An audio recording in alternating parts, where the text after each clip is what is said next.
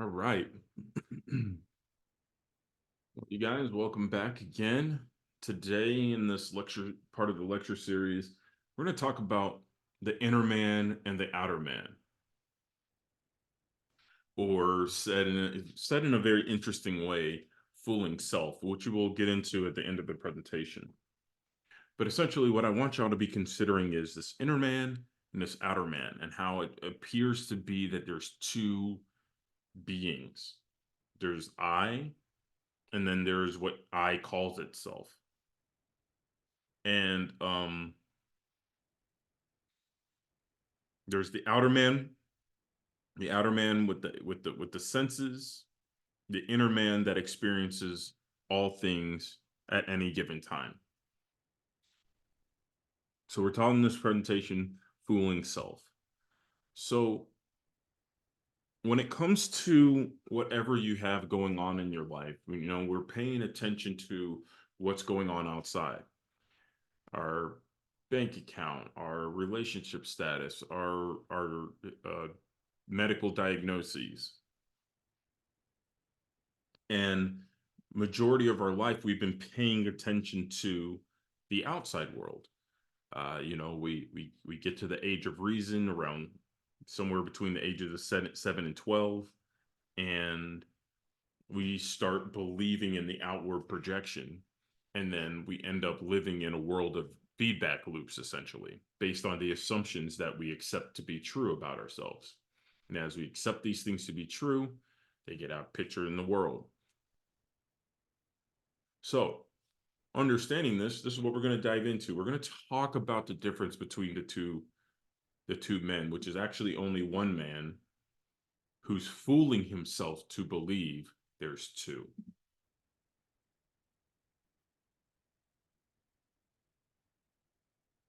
So, your subjective experience. Neville says man's in this is oh gosh, I didn't write down the chapter. I will get back to you guys on the chapter, but Neville says man's inner body is as real in the world of subjective experience as his outer physical body is real in the world of external realities. But the inner body expresses a more fundamental part of reality. So, understanding what he's saying here, what you're experiencing on the inside is more fundamental to your reality than what's going on externally. So, but we're not used to this. We're not used to recognizing this aspect of ourselves. We're used to um uh, uh relating to the objective experience. So and so said something negative to you, and because of this you accept something to be true, and your inner man believes that's true of themselves. And again, like I said before, it causes a feedback loop with you unknowingly creating it, because because you look on the outside to dictate what's going on the inside. You ultimately are saying on the inside of yourself that the outside is real, more real than what's going on the inside, and you keep confirming it over and over again, which is one of the reasons why I often say in the assignments, it's like, hey, you guys, we're doing this um on we're doing this not to fix anything on the outside. We're doing this to change what's going on the inside.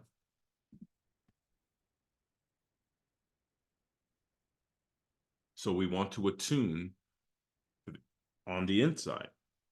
So continuing on, Neville says the inner world of thought and feeling to which the inner body is attuned has its real structure and exists in its own higher space.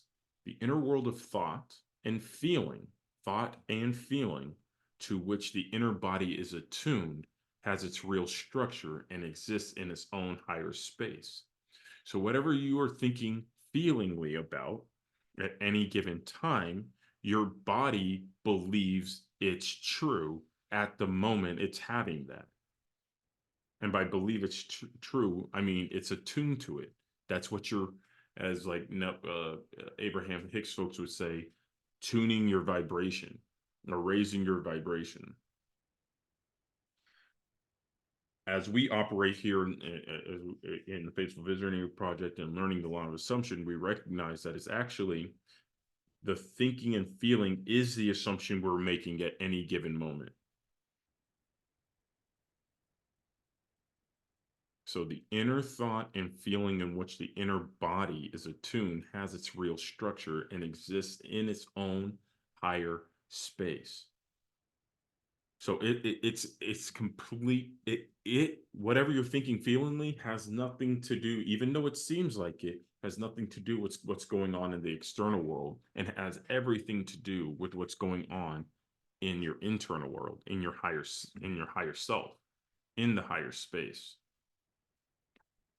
Can somebody help me out and send a link into the Telegram group so Sierra can join us?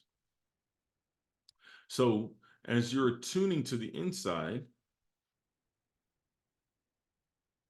you'll start to recognize, if you keep practicing this, and Earl is beginning to notice this as he was doing all this revision. As you do this, you start to realize that there are two types of movement going on. Oh, I apologize, I didn't change these titles right here. But the two types of movement are the inner and the outer movements. The movement which is according to the inner body is causal, but the outer movement is under compulsion. I'll say that again. The movement which is according to the inner body is causal, but the outer movement is under compulsion. So as the inner being moves, the outer being moves. As the inner being moves, the outer being moves. Now remember, we've been used to thinking that when the outer moves, the inner moves. In a sense, yes, that does occur. But if we can actually start to learn how to move within, disregarding what's going on outside, we'll actually start to recognize that the outside is moving, has been moving, and will continue to move under compulsion every single time. So the inner movement determines the outer, which is joined to it, bringing it to outer movement, into the outer, a movement that is similar to the actions of the inner body. So as you're sitting here and y'all are listening to this, I want y'all to just close your eyes and just breathe and just be there.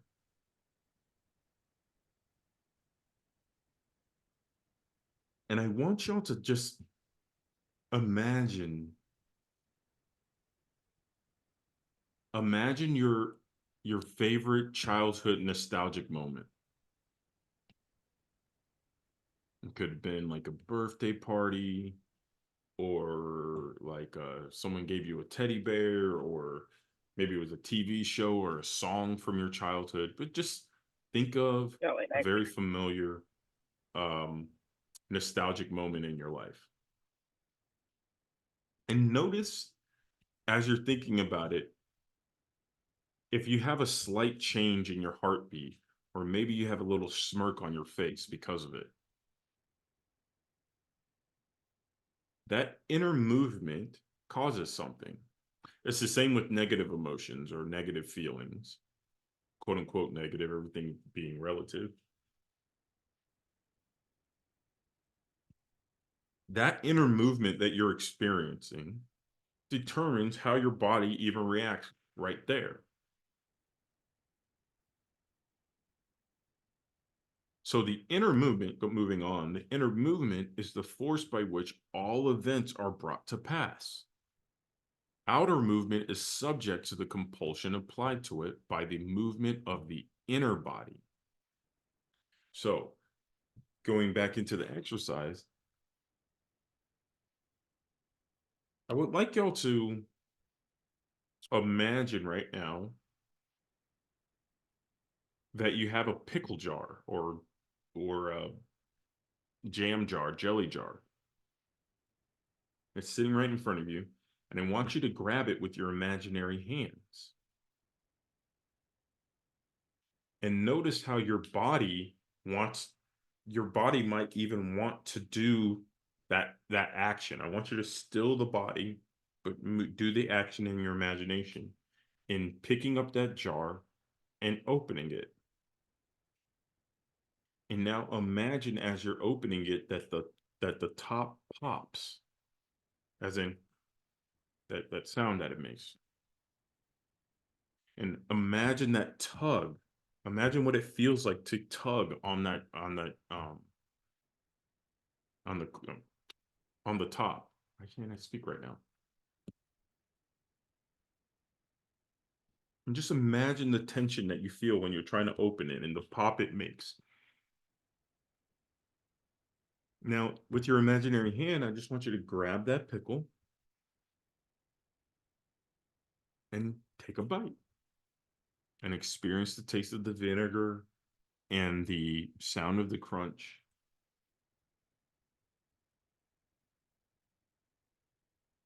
And just notice, does your body have certain sensations that are happening because you're doing these actions on the inside?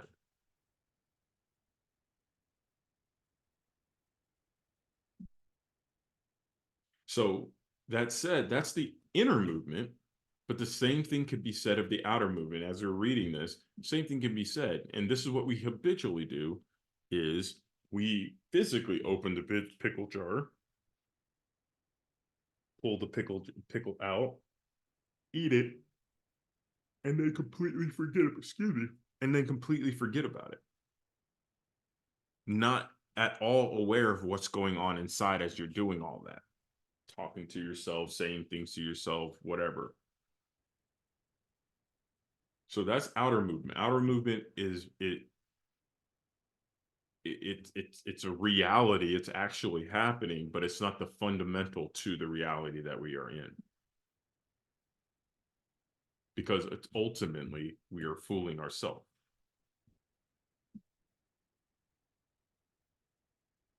So this is from a student of Neville's. His name is Edward Art. He's on YouTube and Reddit. Big, big, big student of his as well. And he says something that really, really stood out to me. He said, when the outer man dislikes or fears his world of the senses, it is actually the inner man fooling himself into believing he is the outer man who is fearful of the world of the senses. Meaning, you are never not the inner man. In other words, you are always the inner man. There is no other man. The inner man can convince himself that he is the outer body living in this dangerous world, but he's still the inner man fooling himself into that. So this is essentially what we're meaning. We walk around here thinking we are grasshoppers in a world of giants, when in fact we are giants in a world of giants. There are no grasshoppers here. There are just a bunch of people who think they are grasshoppers, thusly making giants and grasshoppers. But in reality, there's only one here.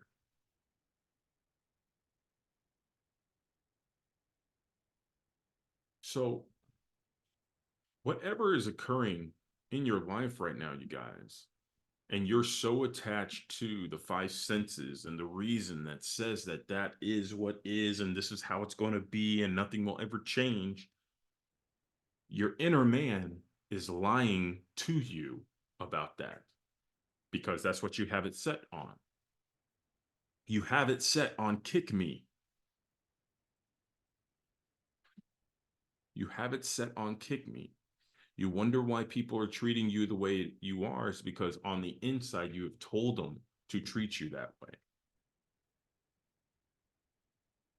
and you've totally forgotten for whatever the reason is. It could just be because you have these thoughts in passing. It could be habit. You name it, doesn't matter. But right now, as it is, you are attached to the outer man, thinking that you are the outer man, thinking you are Earl, Robert, Paula, Sierra, Jerry.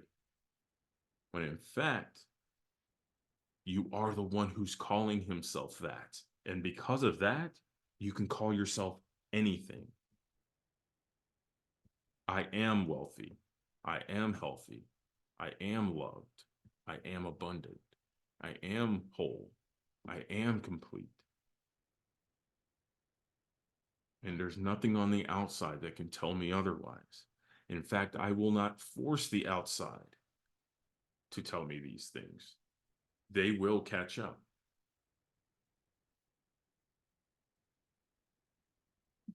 No need to force the outside world to change, for it's only reflecting that which we are holding on to inside. So we need to actually look again, see it again, understand that we are free right now, and our five senses are fooling us.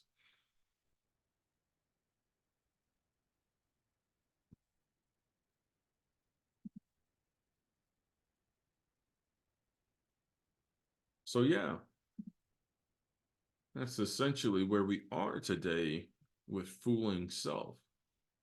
So I'll just give y'all a salutation of peace and hair grease and open the floor to any questions that you guys might have.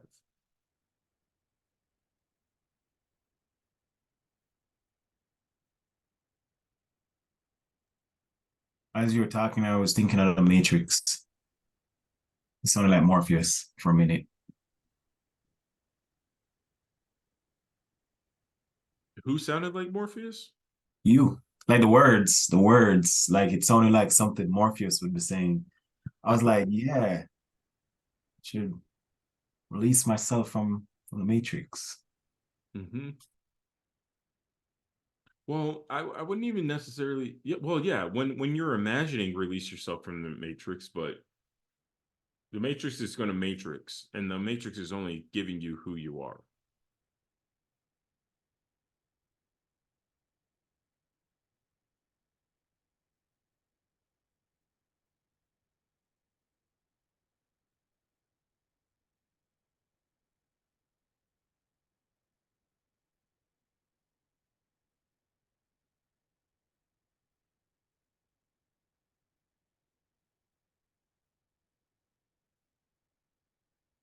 Right. Well, you guys are either I'm a terrible student or a teacher, or y'all are just really good students. Oh, no, we're both the teacher, the student. um, when we were talking about whatever we are claiming ourselves to be, like by our names or whatever, um, that brought that's funny, but of course it's not coincidental. But of course, just late the past couple of days, I've been sending out messages, uh, making connections, and it's like I'm defining myself as who? Paula Star.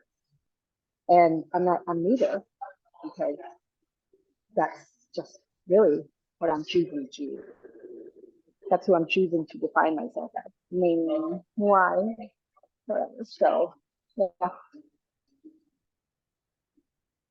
Man, Paula, I had a hard time hearing a lot of that. I don't know what's going on with your microphone, but Oh, I'm in the gym, so you probably can't hear me very well. yeah, it's kind of muffled. That's all good.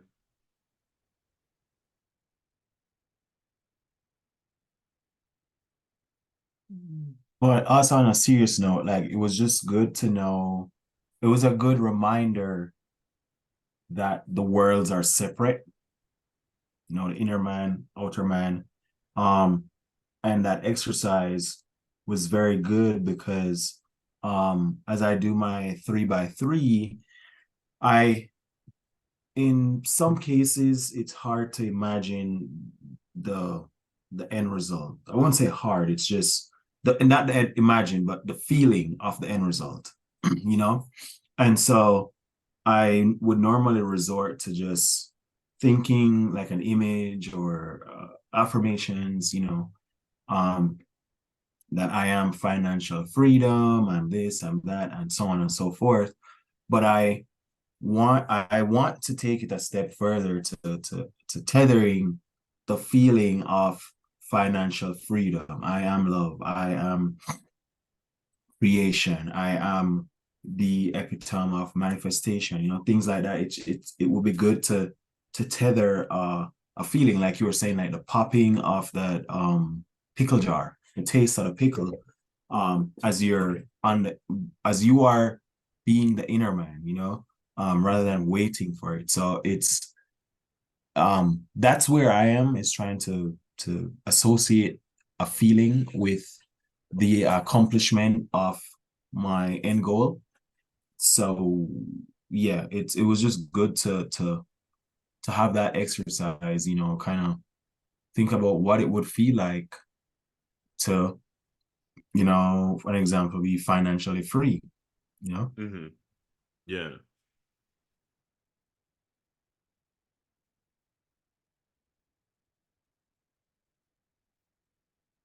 I think next week, in fact, I'll write it down. I think next week we will talk a little deeper about letting go of the old assumptions.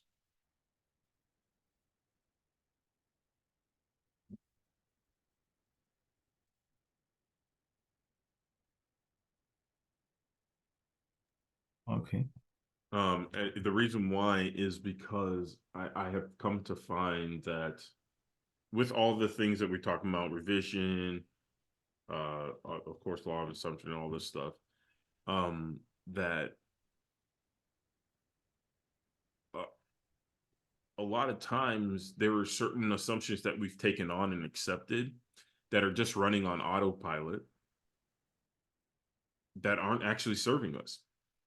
No ifs, ands, or buts, are just not serving us, and we're not even aware that they're running in the background. It's like when your computer has a bunch of software that's open, and there's like software you opened months ago, and you go into like close them out, and you're like, why is this even still open? We have a bunch of those type of assumptions going on, and a lot of times these are the type of things that block our blessings, our manifestation, if you will. And because we're unaware of them, we can't just lift them out. So we're going to talk about letting go of old assumptions, and we'll probably discuss a gentleman named Mike Popovich, because he's a big proponent of this, and it's actually pretty fascinating, and a good thing to bring to what we're talking about here in the project. So I don't know, Robert, you just made me think about that. So I'm gonna do something about that.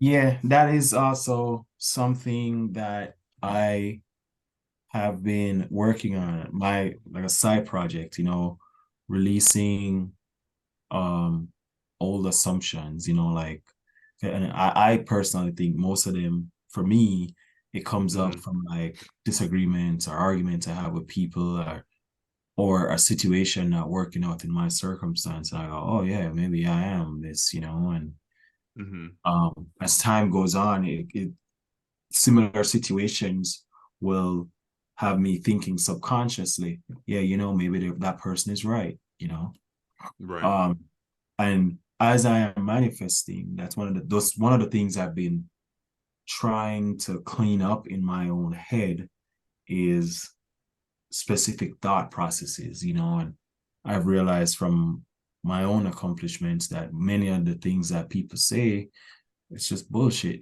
because my mom has said it many a times, I am the product of overcoming the world based on my life, based on things I've accomplished in life and what people have said about me.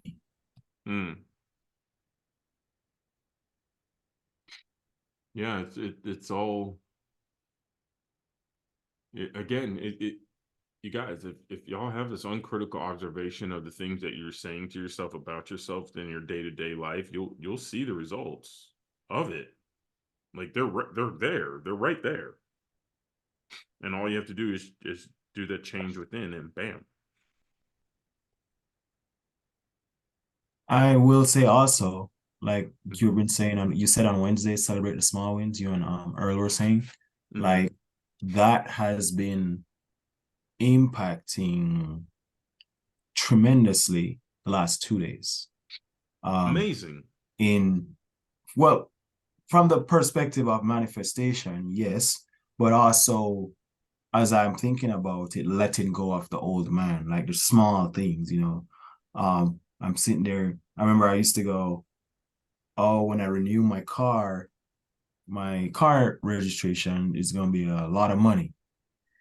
And, you know, in California, they do this stupid smog test thing. And I was like, oh, this shit's probably going to be really expensive. Or the other day, I was trying to get a battery for my truck that it died, right?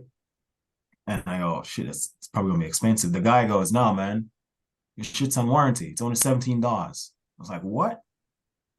I go to the smog guy today, thinking, oh, this guy's going to like sodomize me. And boom, he was like, man, pay me $30 and run your car for 50 miles and come back and I'll sign off. And I go, that's it? And he goes, yeah, run it for 50 miles and come back. He's all right. He said, I won't charge you. So, you know, I think it all works together as a whole, you know, and I mean, I'm not perfect, but the last 2 days there have been changes in my own head, my own mind on myself, my perception of myself based on these manifestations coming to pass, you know? What mm, mm. You know, concept of self is I was having a discussion with myself earlier today. Was it today or was that yesterday? I think it was today, this morning. Uh so I manifested a new dishwasher, and it happened. One could argue it happened within a week. Others would argue it happened in a couple months. I think it happened in a week. About beginning of last summer, our old dishwasher went on the fritz, which I was fine with because I didn't mind doing dishes. I tried to fix it. I had a friend who's an appliance guy. He fixes appliances. He came through, and everything just kept messing up with this thing. And I was like, you know what? I'm not even gonna bother with it. I don't care. It's not that big of a deal. And we just did our dishes since. Well, last week, because this whole month I've been working on revision. Last week I was doing dishes, and I found myself complaining about the fact that we didn't our dishwasher was like broken, and that nothing I had tried seemed to work. And then my inner self last week goes, well, why don't you just revise it then? I was like, yeah, but like, I was like, yeah, but no. And I revised and I let it go. I kind of even laughed about it and I let it go. This Wednesday, I get a text message from um, the farm manager here, and he's like, hey, your dishwasher is going to be here at 10 o'clock. I was like, oh, wow. And it like occurred to me right then. I was like, wait, that's right. I revised that. Now, today, if it was today that I was having this conversation, I don't remember if it was today or yesterday, but as I was having a conversation with myself, I was like, wait, why? What? Why did it? Why did that happen so quickly? And there's other things that you've revised that don't happen as quick, or seemingly so. And as I was having a back and forth, I had the realization. I was like, it's because you have a poor concept of yourself. You do have a belief that you can revise things and this, any other, but you also have a concept of yourself that it doesn't work for you all the time, or there could be delays, or that you're not as powerful as you want to be. And these are subtle concepts that I'm holding on to on the inside. But again, it's like we were saying here in the lecture, it's just like what I would normally do is when the outer man dislikes or fears his world of his senses, I would actually believe it and believe all the assumptions that I've built over time, not realizing at any of those times that I can change right now just as easily as I did it. And if it seems like it's delay, it's only because I'm assuming there's a delay. So I change within. So yeah.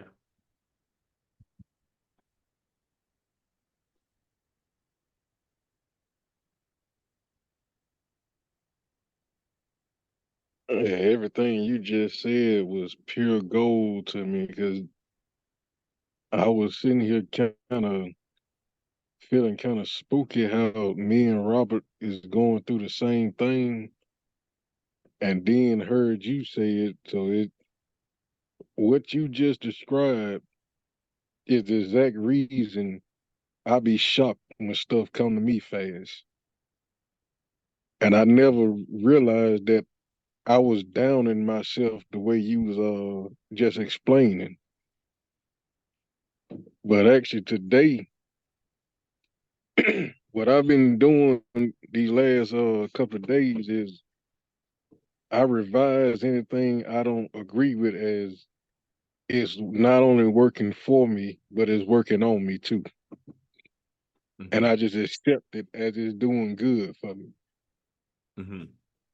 So this morning, I woke up like 3 in the morning and I checked my account and that money hadn't came back yet.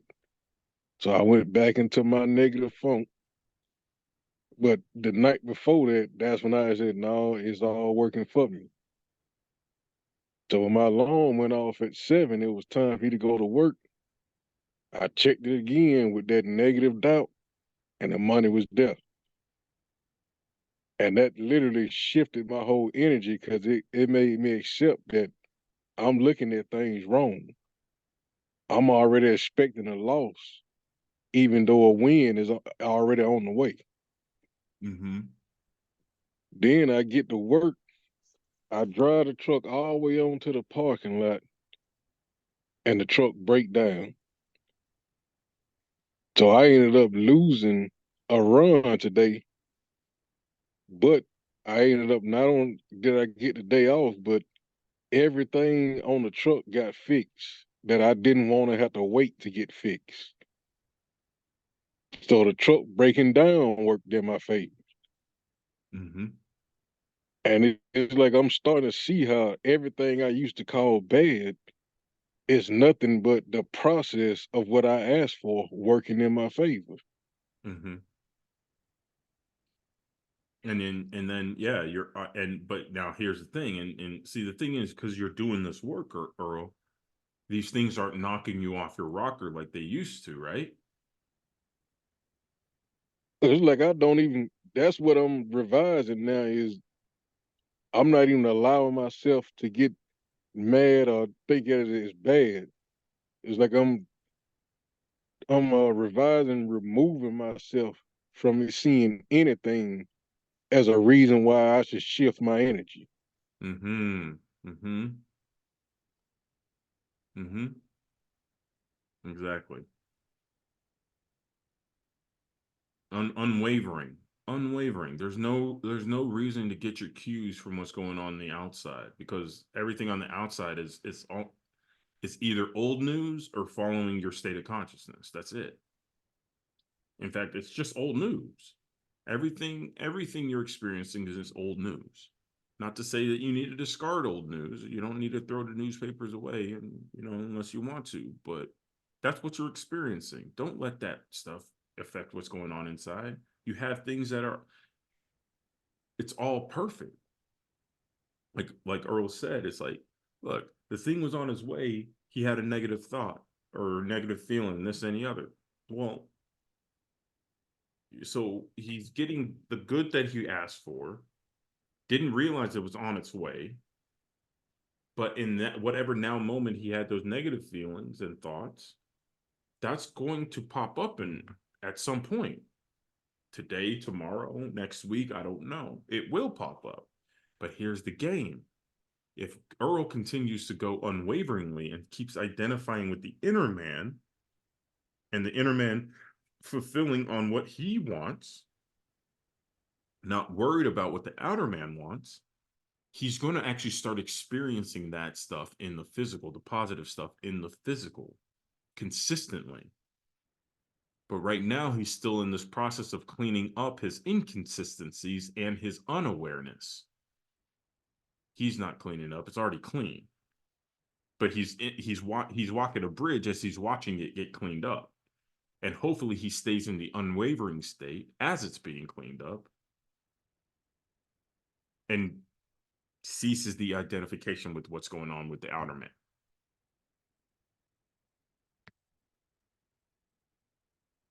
You know what? Listening to your lecture today, it finally hit me why never called it the pruning shears of revision. Because it's literally you cutting off a thought before it has a chance to take root. The same way you would prune a flower is whatever you don't want to grow on it, you cut it off. So like all day long, I find myself just thinking about what did I do today and how did I feel about it. And whatever I don't like, I just cut myself off from it.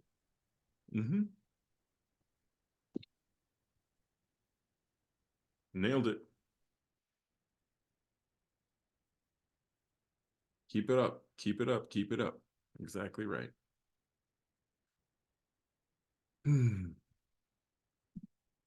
I just loved this picture when I found it. It's like I had to use this. I was on a podcast yesterday,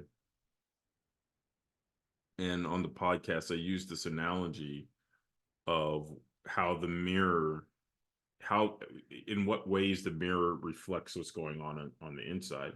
And it said one way you can think of it is, imagine that you put a bunch of Post-it notes. So you've been putting Post-it notes on you since you were born.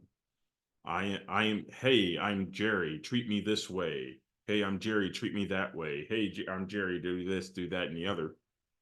And I go out into this world, and everybody just sees a bunch of kick me signs, and they kick me. And I will look at them and be like, why do y'all keep kicking me? And they're going, because we have to kick you. You keep telling us to. And then, oh, if I can only change the Post-it notes. Actually, I would even say, as we're talking about pruning shears revision, find the Post-it notes that aren't serving me. So that way people can stop running that script. And we could totally get into the whole script and author thing. We did a presentation about that a couple months ago. But yeah.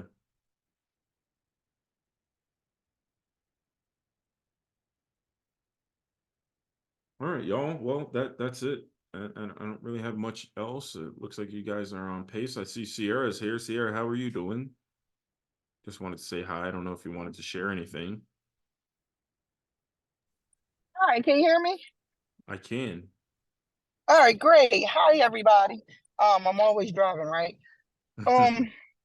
Great things have absolutely going on. Even when my mood is not so pleasant, I can keep myself in the mind frame of abundance and prosperity and things working out in my favor, even though I may be frustrated. That's kind of something I've been trying to work through lately. But some wins have occurred, and I was able to officially get my son accepted and registered into one of the schools that I've been telling you guys about. So that's a big win on our end. And right now, that's kind of it. That was one of the biggest things I was concerned about, because now I can start looking for a place to stay, which also will be a manifestation as well. But I just needed to know what area we'd be in. So that's kind of where I am now. But I'm still focused on my goals. I'm still ready to go. just making sure everything is working out the way it needs to. And I'm letting myself, remind myself, like, even though what I may be seeing, feeling, tasting, hearing, and experiencing, it may not look like what it is I need it to be, but I'm understanding that things are happening in the way that they need to in order for me to get where I'm trying to go. Yeah. And that's All you kind of where need to I've do been is stay lately. there. Yes, absolutely. And it's been working out. In a weird way. I don't necessarily know where it came from, but I'm also finding that I think I had told you like maybe a year or two ago. Um, you know, I intentionally manifested a breakup, but I think in this moment I'm also back to in that space again where I'm manifesting uh peaceful endings, because I don't like drama, I don't like hurting people's feelings, but I'm learning that where I'm trying to go, everybody that I want to go with me cannot go, but I just would like those types of partings to be amicable. So Mm, I am working on that because I can see that even though I may have come into this process and journey with people, we're not all elevating at the same pace, and it gets mm. to be frustrating. So that's like I've been dealing with those negative emotions because nobody ever wants to feel like, you're hurting people's feelings or What what losing what does it friends. what does it feel like, Sierra, to be honorably discharged?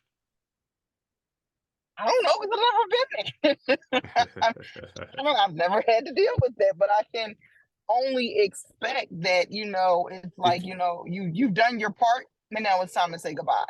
hmm So now the reason why I ask it makes me think of a lecture where Neville tells about how he got out of the army. And as he Hmm. tells the story, he talks about the obligations that he has as a naturalized citizen. Everybody has the obligations of doing their part to defend the country and all this type of stuff, right? Hmm. It was the moral thing to do at that time. It was before the 60s draft. Everybody, if you were drafted, was gung-ho about going into the draft during World War II. Neville didn't want to have anything to do with it, Hmm. right? So when he was in the barracks during training, he imagined that he was where he wanted to be. He didn't imagine getting out of the army. He imagined himself exactly where he wanted to be, and um and then he was honorably discharged.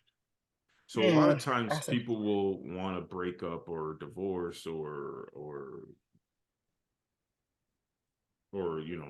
to quit or be fired or whatever it is, and that's fine and good and everything like that. But when you're imagining, imagine yourself free. Don't worry about how, Mhm. because that's thinking of what you want. Right. Go past all that. Go to the feeling. Give yourself the feeling that you're actually looking for, which is freedom, which is respect, which is support, which is friendships, supportive friendships, right? So Right. that's what you actually want. So you give yourself that. Give yourself that freedom. Give those other people the freedom. Because I'm sure maybe they're, stressing out because you are on a different consciousness. I'm like, I don't know what's wrong with this girl. And they're feeling kind of way, right? So, you know, just that's where the whole imagining lovingly for others comes in. So what I would say, Sierra, is like, don't worry, don't imagine trying to get out of a relationship. Imagine that you're in the ideal relationship with friends. That I know makes you're not sense. talking, yeah, Yeah, they're friends. yeah. Imagine what the ideal friendships you want, as opposed to the unideal relationships you don't want.